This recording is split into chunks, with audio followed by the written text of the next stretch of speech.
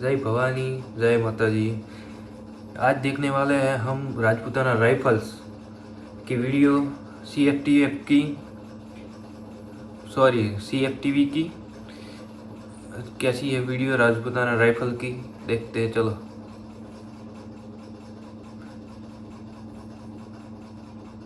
Start.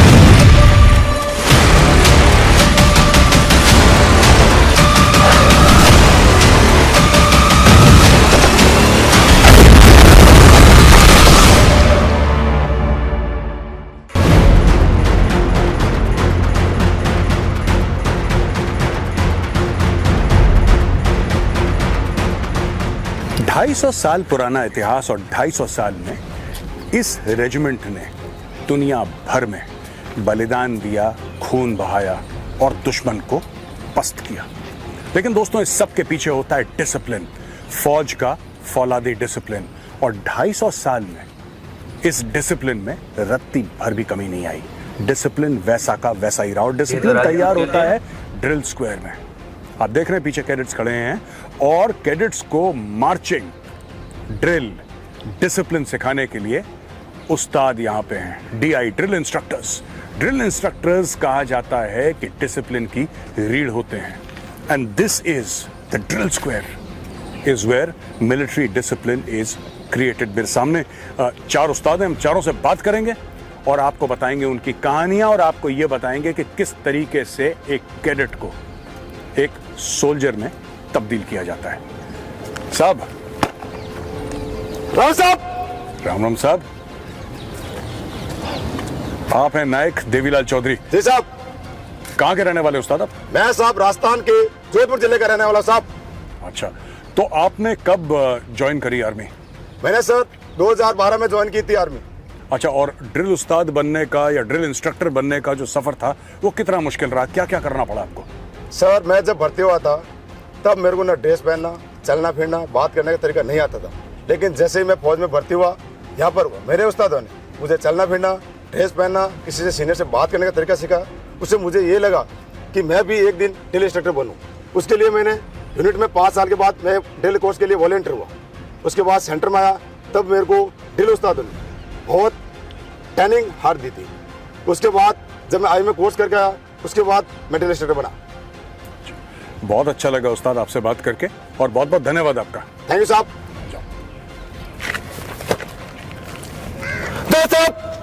जय हिंद। नायक हरीश तंवर। जी साहब।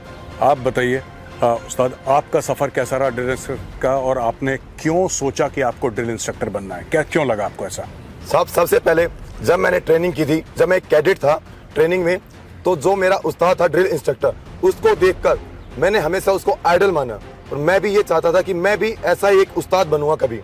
तो सबसे पहला मेरा यही मुद्दा था कि मैं उस्ताद की तरह ट्रेनिंग अच्छी करके और ड्रिल कोर्स कर एक ड्रिल इंस्ट्रक्टर बनूं।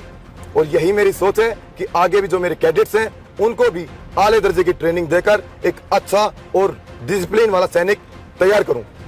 बहुत बहुत धन्यवाद आपका उस्ताद। जी सर। राम राम उस्ताद। हवलदार राजेश सिंह, आप कहाँ के रहने वाले हैं? मैं MP ग्वालियर का रहने वाला हूँ श्रीमान। अच्छा, उस्ताद एक बात बताइए, आपको कितना टाइम हो गया है फौज में? 20 साल हो गए कंप्लीट साहब। 20 साल हो गए। और इंस्ट्रक्टर कब से लगे आप? इंस्ट्रक्टर किए हुए साहब 14 साल हो गए श्रीमान। अच्छा, तो एक बात बताइए आप मुझे उस्ताद, आप इंस्ट्रक्टर बने, आपको 14 साल हो गए, तो ये आपने पहले ड्रिल कोर्स क्वालिफाई करा होगा साहब? ये IMA गए थे आप उसके लिए? बिल्कुल साहब। अच्छा, तो ड्रिल कोर्स में इसको क्वालिफाई करने के लिए आपके जो उस्ताद थे, आपके उस्तादों ने जो आपको सिखाया, आपको उसमें से क्या क्या सबसे बढ़िया लगा कि हाँ, अगर मुझे ड्रिल उस्ताद बनना है या DI बनना है, ड्रिल इंस्ट्रक्टर बनना है, तो मुझे ये चीज़ें ध्यान में रखनी चाहिए और यही चीज़ें मैं अपने कैडेट्स को सिखाऊंगा? वो क्या 2-3 चीज़ें थी? उनमें सबसे पहले तो एक डिसिप्लिन, जो उनके सिखाने का तरीका था, जो जिससे मैं इंस्ट्रक्टर बन सका, मैंने वही काबिलियत सीखी और अपने जो कैडेट हैं उनको उसी तरीके से सिखाई देता हूँ कि वो उसको पकड़ने में उनको आसानी हो। अच्छा, तो उस्ताद क्या क्या दिक्कतें आती हैं जब नया कैडेट आता है? तो नए कैडेट को जैसे डिसिप्लिन एक चीज़ थी, है ना, दूसरी और चीज़ें क्या क्या हैं? डिसिप्लिन तो होती है प्रॉब्लम शुरू में, लेकिन नया कैडेट सिविल से आता है, तो आपको क्या लगता है कि क्या क्या प्रॉब्लम्स आती हैं उसको और किस तरीके से उसको थोड़ा सा, जिसको कहते हैं ना, टाइट मजबूत बनाना है, फौजी बनाना है उसको, तो उसमें क्या क्या प्रॉब्लम आती है? एक जब कैडेट सिविल से आता है तो फौज के माहौल में उसको ढलने के लिए बहुत टाइम लगता है। वो उसकी हरकतें, उसका चलना फिरना, बात करना सब एक सिविल की तरह होता है। उसको हम धीरे धीरे सिखाते हैं कि फौज में कैसे रहना है, अपने सीनियर से कैसे बात करना है, कैसे आना जाना है, उसके खाने का तरीका, बैठने का तरीका, चलने का तरीका, सब कुछ यहाँ ड्रिल में सिखाया जाता है। सब ठीक है, बहुत बहुत धन्यवाद आपका उस्ताद। अब हम चलते हैं नायक कुलदीप सिंह साहब। राम राम। उस्ताद आप कहाँ के रहने वाले हैं? मैं राजस्थान हनुमानगढ़ साहब। हनुमानगढ़ के हैं आप? साहब अच्छा, और आप बताइए आपको कितना टाइम हो गया आर्मी में? 15 साल साहब। और एज ड्रिल इंस्ट्रक्टर? जी साहब 8 साल हो गए साहब। 8 साल हो गए। आपने ड्रिल इंस्ट्रक्टर बनना ही क्यों चुना? साहब जैसे हम कैडेट आए साहब 2010 में भर्ती हो गए।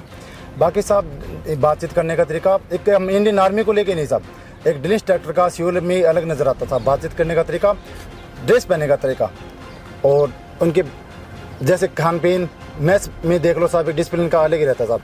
इसलिए हमने ड्रिल इंस्ट्रक्टर बनना सीखा था। तो आप ये क्या सिखाते हैं कैडेट्स को, जो कैडेट्स आते हैं सिविल से? जी साहब। आप उस्ताद उनको क्या सिखाते हैं कि आपको इस तरीके से, आपकी बेयरिंग ऐसी रहनी चाहिए? जैसे आप मैं आपकी ड्रेस देख रहा हूँ, सारे के सारे जितने भी हैं, तो ऊपर से 3 बटन हैं साहब, बिल्कुल 3 ही बटन दिखाई देंगे। फौज की सिखलाई है, 3 बटन दिखाई देंगे। उस प्रकार से ऐसी क्या क्या चीजें हैं खासतौर से ड्रेस के बारे में जो आप बताते हैं कैडेट्स को कि आपका ड्रेस इस प्रकार से होना चाहिए? जी साहब, सबसे पहले साहब हम फिर 4 वीक में कच्चे ग्राउंड में जो ड्रिल सिक्योर में न लेके साहब जी, कच्चे ग्राउंड में उनको ड्रेस पहनना, जूता कैसे बांधा जाता है साहब, ये पहनना सिखाते हैं। सबसे पहले हम साहब ड्रेस को जो नीचे से लेके सोक से पहनने से लेके हम उसको पूरा टी-शर्ट है साहब पूरा नीचे खींच के बेल्ट को टाइट करा के, ये हम ड्रेस में शामिल करते हैं साहब। बहुत बहुत धन्यवाद आपका बात साहब के लिए। राम राम साहब। दोस्तों हमने देखा किस तरीके से ड्रिल इंस्ट्रक्टर, आपने इनके खड़े होने के, बोलने के तरीके को देखा। दे आर ऑल अलाइक, एक बिल्कुल एक ही डिसिप्लिन के खाके में गढ़े हुए, बने हुए, और ऐसे ही ये अपने कैडेट्स को निकालेंगे। मैंने आपको बताया था ना, 250 साल पुरानी ये रेजिमेंट है द राजपुताना राइफल्स, और 250 साल से जो डिसिप्लिन है वैसे ही रहा, एकदम कड़क। चलिए इस रेजिमेंटल सेंटर के एक और कोने में चलते हैं, आपको एक और एक्टिविटी दिखाते हैं, बड़ा मजा आएगा आपको। आइए मेरे साथ।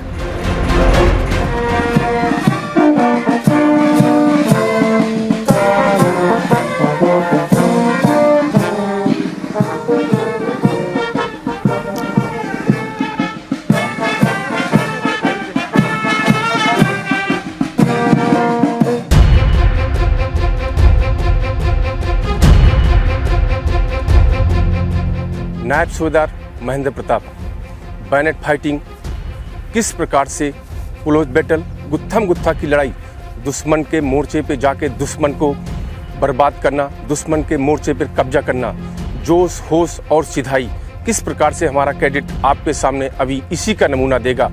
जोश होश और सिधाई।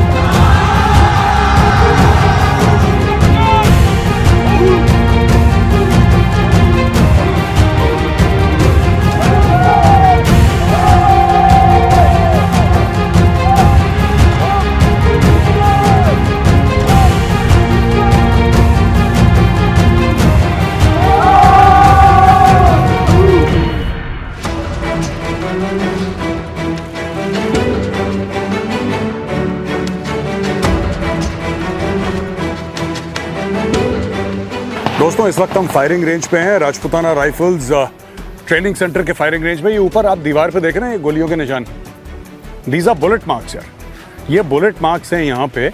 अब आप बोलेंगे साहब टारगेट सामने है और मेजर साहब गोली ऊपर क्यों लग रखी है? उसका भी कारण है।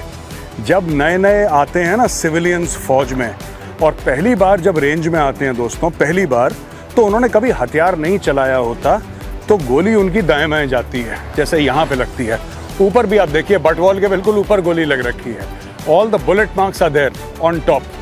तो ये गलत फायरिंग होती है शुरू में, लेकिन उस्ताद की नजर, जो रेंज एनसीओ है या वेपन्स का जो उस्ताद है, उसकी नजर, उसकी ट्रेनिंग, उसका डिसिप्लिन और उसकी टेक्निक, ये जब सिखाते हैं रिक्रूट्स को, जो कैडेट्स आते हैं नए नए, उनको सिखाते हैं, तो फिर ऊपर से गोली फिर यहाँ से डायरेक्ट होके सीधा दोस्तों यहाँ पे लगती है। ये फिगर 11 टारगेट है और इसको कहते हैं बुल्सआई। अब चलते हैं और देखते हैं फायरिंग, जो नए नए कैडेट्स हैं ना, उनकी फायरिंग कैसी चल रही है, हम आपको दिखाएंगे। और हम आपको ये भी दिखाएंगे किस तरीके से कंप्यूटर में वो फायरिंग दिखती है और किस तरीके से वो फायरिंग अपनी ठीक करते हैं। देखा ना आपने, ऊपर पूरी छन्नी बना दी थी। ये नए नए जब पहली बार फर्स्ट टाइम हाथ में वेपन लिया है, कभी जिंदगी में हथियार नहीं पकड़ा, पहली बार उस्ताद ने बोला कि ठीक है 5 राउंड फायर करोगे, धीरे फायर करना। उसने फायर करे, दाएं बाएं गई बुलेट्स। फिर हर एक हफ्ते, हर एक महीने धीरे धीरे धीरे ट्रेनिंग करके बुलजाए।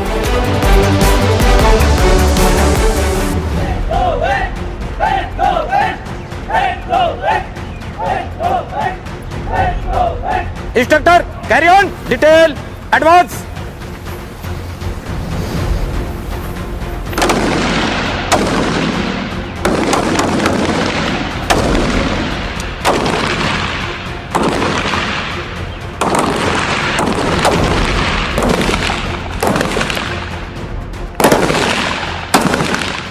बड़ी आराम से।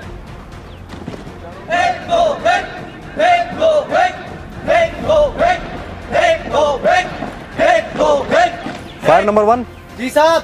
5 जी साहब। 8 जी साहब। आप तीनों मार्क्समैन हैं, आप सभी ने मैक्सिमम राउंड हिट किए हैं, लेकिन फायर नंबर 1 और फायर नंबर 5 आप सभी का एक राउंड जो है इनर सर्कल से बाहर है, जो कि आपने एमिंग की गलती की है। इसके लिए आपको एमिंग की करेक्टिव एक्सरसाइज दी जाएगी। Firing range automatic scoring system, यह भारतीय सेना द्वारा सॉफ्टवेयर तैयार किया गया है और इसको सभी रेजिमेंटल सेंटर्स और ट्रेनिंग सेंटर्स में दिया गया है ताकि एक नए ट्रेनी की फायरिंग को सुधार किया जा सके और समय की बचत की जा सके। जैसा कि आपने देखा, फायरिंग के दौरान सभी फायरर्स के पास उनका एक हेल्पर था जो कि उनको टारगेट पर सेंसर द्वारा और कैमरे द्वारा टारगेट को इंडिकेट कर रहा है। वहाँ पर उसको फायरर को पता चल रहा है कि एक एक राउंड कैसे कैसे उसका फायर हो रहा है। इसमें हर फायरर साथ के साथ फायरिंग करते करते अपनी गलती को सुधार सकता है। इससे एक और फ़ायदा जो कि मैंने आपको बताया, समय की बचत। अभी मैं बताता हूँ कैसे हम यहाँ पे उनको करेक्टिव एक्सरसाइज भी देते हैं। जैसे कि आप देख सकते हैं स्क्रीन पर, फायर नंबर 1 से लेकर 8 तक सभी ट्रेनीज़ के नाम मौजूद हैं, उनका कैसा फायर हुआ है, फायरिंग, उनका फर्स्ट सर्कल, इनर सर्कल और उनके टोटल स्कोर क्या है मौजूद। इसके अलावा हम एक फायरर का ग्रुप भी दे सकते हैं, जैसे कि हम अभी देखेंगे फायर नंबर 5 का ग्रुप। फायर नंबर 5 का स्कोर है जिसमें आप देख सकते हैं सभी राउंड इनर सर्कल के अंदर मौजूद है।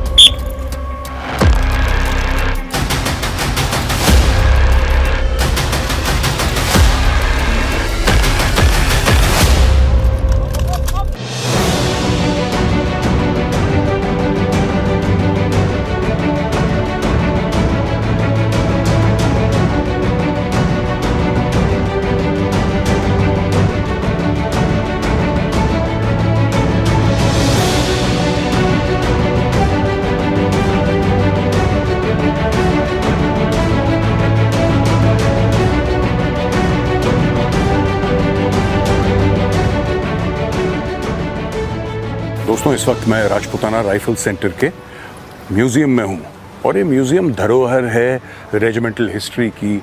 जो बलिदान दिया है राजपुताना राइफल्स ने, उनका पूरा इतिहास। हम एक ख़ास मेहमान से आपकी मुलाकात करवाएंगे। देखिए कितना खूबसूरत म्यूज़ियम है। यहाँ पे पुरानी जो तोपें हैं इन ब्रास, वो यहाँ पे लगा रखी हैं। कौन कौन सी लड़ाइयाँ लड़ी हैं राजपुताना राइफल्स ने ना, और कई 100 साल 250 साल पुराना इनका इतिहास है। बहुत बहुत बहुत पुरानी भी हैं। सबके बारे में हम आपको बताएंगे। It's going to be very very interesting. आइए मेरे साथ। दोस्तों, ये हैं colonel Manish Sanga. Hello colonel Sanga, how are you? Hello sir, welcome. ये म्यूजियम जो है बहुत ही खूबसूरत है। There is a sense of you know deep regimental pride. मैंने देखा शूट करने से पहले ना, बड़ा एक हर एक रेशे में, हर एक फाइबर में there is this sense of being that this is not just brick paint, ये कुछ और है, उससे कहीं बड़ा है। सबसे पहले मैं आपसे पूछना चाहूँगा, ये देखिए, ये तो राजरेफ का फ्लैग है। ये बाकी फ्लैग्स जो आपने लगा रखे हैं वो किसके हैं? वो पैरा वाला फ्लैग किसका है ये? Well sir,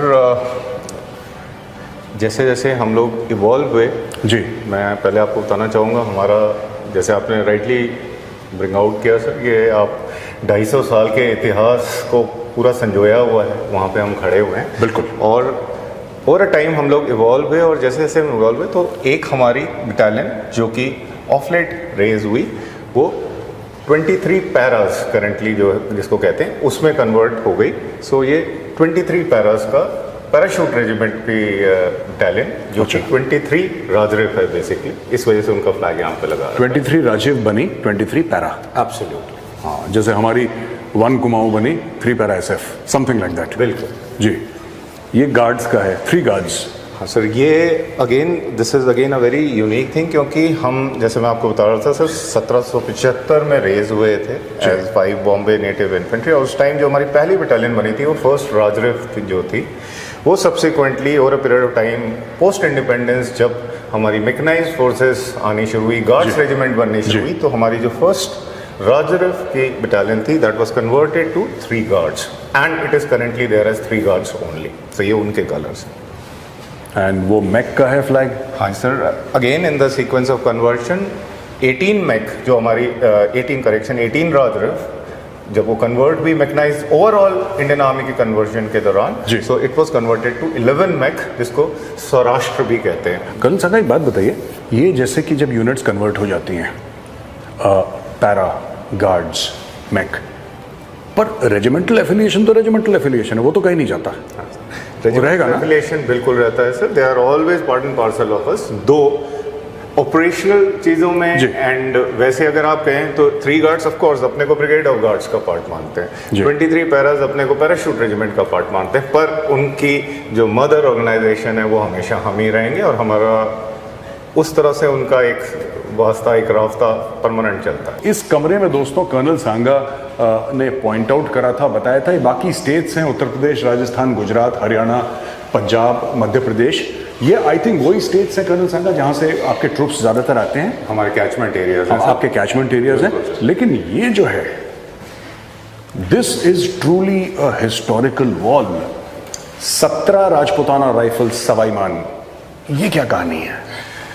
sir rightly brought out, ये it's a very historic and very a lot of regalia attached to this unit of ours।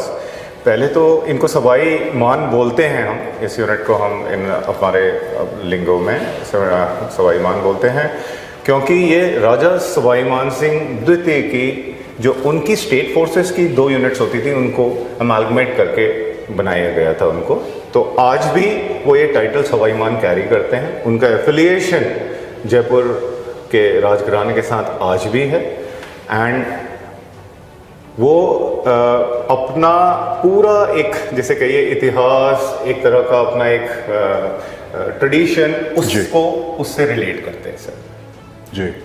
मैं आपको ध्यान इधर इस ब्यूटीफुल पीस, एक रेजिमेंटल छतरी जो एक राजस्थान का एक बहुत ही जहाँ पे हमारे जो भी मार्टियर्स होते हैं राजस्थान में, तो ये छतरी उनके ऑनर में बनाई जाती है वैसे, और ये हमारे इतिहास का, हमारे रेजिमेंट का एक बहुत ही अहम हिस्सा है। और अगर आप देखेंगे सर, ये एक प्योर मार्बल का यहाँ बना हुआ है, इसका ओरिजिनल एक्चुअली हमारे वीर स्थल पे आप गए होंगे जी, बिल्कुल वहाँ देखा होगा, वहाँ प्योर वाइट मार्बल का ये बनाया गया है। और इसमें अगर आप ध्यान से देखेंगे सर, इसमें 6 पिलर्स हैं। ये 6 पिलर्स दर्शाते हैं जब हमारी रेजिमेंट प्री इंडिपेंडेंस जब रेज हुई थी, और इनिशियल जो 6 बटालियंस थी ये उन 6 बटालियंस को दर्शाते हैं। मैं आपको ये एक बहुत इंपॉर्टेंट चीज़ दिखाना चाहूँगा, द लेगेसी। आपको हर राजरिफ बटालियन के अंदर, including the Rajputana rifle centre, ये पेंटिंग ज़रूर मिलेगी सर जी। और मैं थोड़ा सा आपको इसके बारे में बताना चाहूँगा। पहली चीज़ तो सर, ये हमारे जो एक विक्टोरिया क्रॉस हैं CHM छेलूराम, उनकी फैमिली की पेंटिंग है सर। उनको 1943 में जेबलगाकी के ट्यूनिशिया के अंदर सर उनको विक्टोरिया क्रॉस मिला था प्री इंडिपेंडेंस, और सन 1944 में ये पेंटिंग बनाई गई थी एक ब्रिटिश पेंटर के द्वारा, मिस्टर साइमन एल्विस, जो कि क्वीन विक्टोरिया के फेवरेट वॉर पेंटर हुआ करते थे। उन्होंने पर्सनली उनको बताया था इस पेंटिंग को बनाने के लिए। एंड अगर आप देखेंगे सर, इसमें 3 पीढ़ियाँ दिखाई दे रही हैं। सबसे पहले मैं उनके फादर साहब की तरफ चलता हूँ, जो आप देखें सर, एक टिपिकल राजस्थान का हार्डन फार्मर, उनके आंखों में आपको थोड़ा ग्रीफ और थोड़ा सा प्राइड मिला हुआ, साथ में दुख और गर्व दोनों साथ में दिखता है। उनके फेस 2 एज की वजह से थोड़ा सा वो लगता है, भारी लगता है, पर अदरवाइज दैट प्राइड, अगर आप थोड़ी देर देखेंगे सर, आप उसको नोटिस कर सकेंगे। अब आप उनकी वाइफ की तरफ जाएं तो जो कंपनी हवलदार मेजर चेलूराम जी की, उनकी वाइफ जी, उनकी wife। 1944 के दौरान। जी। एंड आप देखें एक sense of pride and grief दोनों मिला हुआ है। आप उनकी आंख नाक उसकी तरफ एक बार देखें तो आपको वो चीज़ समझ आएगी। बिल्कुल। She is a young window sir, उस टाइम पे हो गया तो दैट अगेन वो फीलिंग उनकी जो है थोड़ी सी हल्की सी परप्लेक्स भी है साथ में कि क्या ये हो गया, but of course the sense of pride. And lastly the son बेटा, उनका बेटा देखिए सर, मतलब उन्होंने वो राजपूती साफा पहन रखा है, अपने फादर साहब का विक्टोरिया क्रॉस लगा रखा है, हाथ में केन पहन रखी ले रखी है, रेजिमेंटल केन जी। एंड आप उनकी आंख में प्राइड देखिए सर, कोई सिर्फ गर्व, सिर्फ एक इस लीनेज को बिलोंग करने का प्राइड है उनके अंदर। And there is no grief seen and he looks forward to the future and we call it the future of Rajputana rifle. He is the next generation of Rajrif. Absolutely. ये क्या है colonel सांगा, ये बताइए ना। ये वो इसमें कुछ आप देखेंगे क्रेस्ट में हल्की सी सिमिलैरिटी दिख रही होगी हमारे करंट क्रेस्ट के साथ। बिल्कुल बिल्कुल बिल्कुल बिल्कुल। सो गोज द स्टोरी। मैंने आपको अपनी रेजिमेंटल छतरी दिखाई, उसके 6 बटालियंस दिखाई। तो ये एक्चुअली आप एक तरफ से शुरू करें तो ये हमारी वो 6 बटालियंस के जब वो इन फर्स्ट 2, 1, 2, 3 राजरिफ में कन्वर्ट हुए उससे पहले जो उनके नेम्स थे उनको दर्शाते हैं। जैसे first battalion the Wellesley rifles जी, जो कि बाद में मैंने आपको अभी दिखाया था 3rd गार्ड्स में, ब्रिगेड ऑफ गार्ड्स में कन्वर्ट हो गई। And subsequently 2 Raj Rif, 3 Raj Rif, 4 Raj Rif, 5 Raj Rif and last is not 6 Raj Rif sir, this is 13 Rajput. Again आपको थोड़ा सा कंफ्यूजन हो रहा होगा, बट इसकी हिस्ट्री क्या है सर कि the 13 Rajput which were a group of Rajput soldiers को जब बनाया गया था ब्रिटिशर के टाइम पे, तो इनको शिकावटी भी बोलते थे क्योंकि उन्होंने अपने जो सोल्जर्स थे वो राजस्थान के शिकावटी एरिया जो कि नॉर्थ ऑफ जयपुर होता है, ये चूरू झुंझुनू सीकर वाला एरिया, वहाँ से लिए थे। जो subsequently sir 10th battalion Raj Rif में कन्वर्ट हुई, जो सब्सिक्वेंटली ट्रेनिंग सेंटर में कन्वर्ट हुआ, जो मैंने अभी आपको बताया, जो पहले नसीराबाद था और आज जहां हम खड़े हुए हैं ये उसकी historic. This is the location of 13 Rajputs. This is the you can say that. Yes. अच्छा, ये देखिए ना, ये तो दिस एवरीबडी कैन रिकॉग्नाइज, और मुझे नहीं लगता कि इसमें कोई ब्रीफिंग की जरूरत है। हिटलर की फौजों को हरा के हिटलर का जो नाजी झंडा था उसको उल्टा करके लटकाया यहाँ पे, captured Nazi flag. This is it, iconic, absolutely iconic. And ये आपके ऑनर्स एंड अवार्ड्स हैं। बिल्कुल sir. And this is a matter of such great pride for any regiment. तो कितनी इज्जत की बात है। Victoria cross 6, distinguished service order 18, military cross 68, military medal 33। ये प्री इंडिपेंडेंस है। ये pre independence medal. Post independence Paramvir Chakra 1, that is CHM Piru Singh sir. CHM पीरू सिंह ना। तो पीरू कंपनी भी तो है आपकी। बिल्कुल सर। चेलू कंपनी, पीरू कंपनी, सब उन्हीं के, बिल्कुल उन्हीं के नाम पे ना। All the Braves. अशोक चक्र 3, महावीर चक्र 10, वाओ, कीर्ति चक्र 11, वीर चक्र 51, शौर्य Chakra 55, Sena medal gallantry 299, mention in dispatch 102, and Padma Bhushan, Padma Vishesh Seva medal, Padmashri, Arjuna award. बिल्कुल सर। हमारे 10 स्पोर्ट्समैन, आपने नीरज चोपड़ा साहब का नाम तो सुना ही होगा। बिल्कुल, नीरज चोपड़ा साहब इज फ्रॉम राजरिफ ओनली। हाँ जी सर। हाँ, जब मैंने अर्जुन अवार्ड देखा तब मुझे ध्यान आया, immediately it struck me that you know what a great name, and he is part of Rajrif ना। What a great name, Olympian. ये बात याद करते मेरे को एक वाहिद अली वाहिद साहब का एक वो याद आते हैं sir lines, I am sure आपने सुना होगा कि दोनों तरफ लिखा हो भारत, सिक्का वही उछाला जाए, और तू है राणा का वंशज, फेंक जहाँ पर बाला जाए। तो देखिए कहाँ फेंक दिया बाला उसने, पूरी दुनिया घूमती फिर रही है उसके पीछे, और वो राजरिफ को बिलोंग करते हैं। बिल्कुल, एब्सोल्युटली। और ये ज़रा आई थिंक ये हमारे बैटल एंड थिएटर ऑनर्स हैं over a period of time. अगर आप थोड़ा सा ध्यान से देखेंगे सर, फर्स्ट 3 कॉलम जो हैं सर ये प्री इंडिपेंडेंस के हैं। हाँ, एंड आप देखिए सर वही जो मैं आपको उस 1775 to 1914, मैसूर, श्रीरंगपट्टम, किरकी, हैदराबाद सिंध, अच्छा ये हैदराबाद पाकिस्तान वाला ना, सिंध, अलीवाल, मुल्तान पंजाब, बुशायर, फ्लैंडर्स की तो पोएट्री थी, if you break faith with us who die we shall not sleep. और वो एकेडमी में भी बड़ा सुनाते थे हमें ये हमारे टाइम पे कि to you with failing hands we pass, this torch be yours to hold it high. That was Flanders, a beautiful poem, I will share it with you. Surely, sir. Gaza, Mainamati, Ichamati, Balnoi. I was in Balnoi for some time. You know, I was posted there for Really, sir? yeah. I was attached to a Maratha light infantry unit. I'm from Kumaon, Sir. so I was in Balnoi. So Okay. when I met Rajrif officers, then I realized that battle honor Balnoi है 1971 में हुआ था. तो I have been posted to an iconic place. My absolute privilege. And who can forget Kargil? ये तो major Arya, Major Acharya ka, my senior in the academy, and what wonderful, I mean that, you know, you have, I think about 2 Rajrif specially, because that is the unit that I went to, and Archie sir is from 2 Rajrif. I have absolute goosebumps यार, कैसे करा होगा उन लोगों ने, मतलब this defies imagination, right? आप सोचिए सर, आज भी मतलब इस बात को खाली एक जहन में लाते ही आप जैसे राइटली बोल रहे हैं, we have goose bumps, because normal सैलानी जाते हैं सर, टूरिस्ट जाते हैं वहाँ पर को 4-5 दिन का एक्लिमेटाइजेशन करते हैं, कहाँ लेह में जो कि 11,000-12,000 फीट पे है। ये बैटल्स लड़ी गई 16,000 फीट के ऊपर, -11 डिग्री टेम्परेचर पे, रात के अंदर, आपको पता है generally attack in the night. Yes.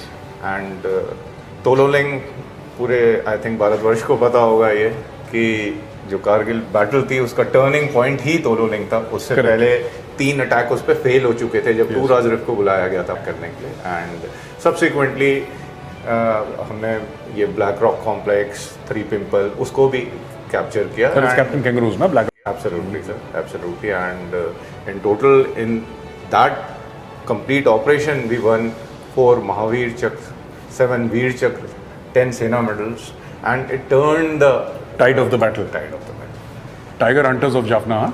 ये हमको निकनेम दिया हुआ है सर 16 राजरिफ को, तो tiger hunters of Jaffna. Tiger hunters of Jaffna.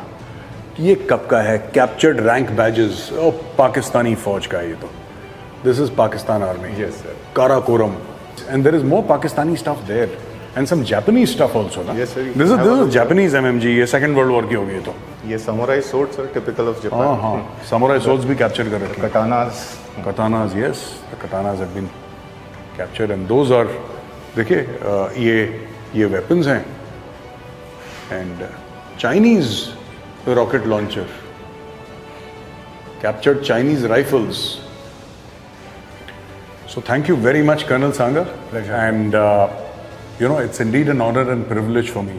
मेरे लिए बहुत बड़ी बात है आपने invite करा, you know, and a peek into the Rajputana Rifles history. Thank you very much. दोस्तों, आपने देखा कि कर्नल सांगा साहब ने हमें सब कुछ दिखाया राजपुताना राइफल्स की हिस्ट्री के बारे में, और यहाँ पे हमारा जो विजिट था राजपुताना राइफल सेंटर ख़त्म होता है, लेकिन आप कहीं जाइएगा मत, बने रहिएगा, हम मिलेंगे भारत के। ये होता है यहीं पर वीडियो ख़त्म। मुझे गर्व है मैं एक राजपूत हूँ, और राजपूताना राइफल की वीडियो देखकर मेरे को इतनी खुशी हुई कि 250 साल पुरानी राइफल्स है, आर्मी है, कि इतनी तो कोई वर्ल्ड में थोड़ी बहुत होगी कि इतनी पुरानी राइफल्स है या कोई इतनी पुरानी आर्मीज, एवरीथिंग। बस इतना ही कहना चाहता हूँ मैं। जय भवानी, वीर भोगे बासु जरा, जय राजपूताना।